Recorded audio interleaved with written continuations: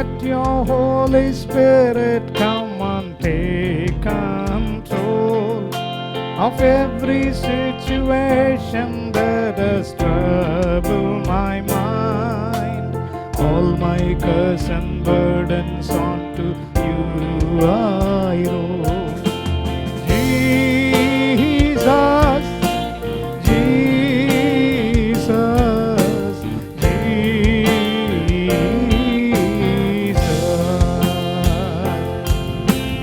Father, Father,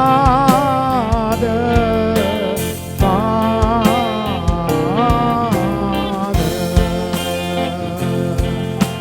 Spirit, Spirit, Spirit.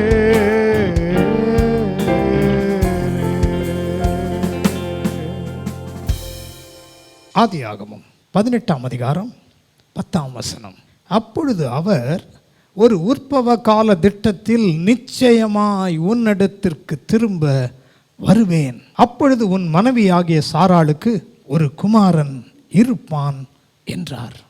இந்த வாக்குத்தத்தத்தை ஆண்டவர் ஆபிரகாமுடைய வாழ்க்கையிலே உரைத்து விட்ட பிறகு ஏற்ற நேரத்தில் அவர் திரும்பி வரும்பொழுது சாராள் ஒரு பிள்ளையை அணைத்து கொண்டிருந்தாள். கர்த்தருக்குள் அன்பானவர்களே, இன்றைக்கும் அவருடைய உரைக்கப்பட்ட வார்த்தை உங்களை நோக்கி வருகிறது, உங்கள் குடும்பத்தை நோக்கி வருகிறது. நீங்கள் இன்றைக்கு உரைக்கப்படுகிற வார்த்தையை விசுவாசிப்பீர்களானால் எது இல்லாமல் இருக்கிறதோ அவைகள் உருவாக்கப்படும், உங்கள் கரங்களில் அது கொடுக்கப்படும். ஜெபம் செய்வோம். அன்பின் பரலோக பிதாவே, ஆபிரகாமுக்கு நீர் சொன்னதை நிறைவேற்றி முடித்தீர். நீர் மாறாதவராக இருக்கிறதுனால இந்த காலை வேளையிலே உம்முடைய பிள்ளைகளை பார்த்து உரைத்திருக்கிற வார்த்தைகள் அவர்கள் வாழ்க்கையில் நிறைவேற்றப்படட்டும்.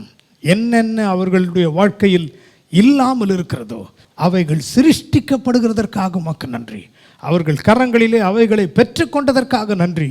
உமக்கு நாங்கள் மகிமையை செலுத்துகிறோம். இயேசுவின் நாமத்தில் ஜெபிக்கிறோம் நல்ல பிதாவே, ஆமென். கர்த்தர் உங்களை ஆசீர்வதிப்பாராக.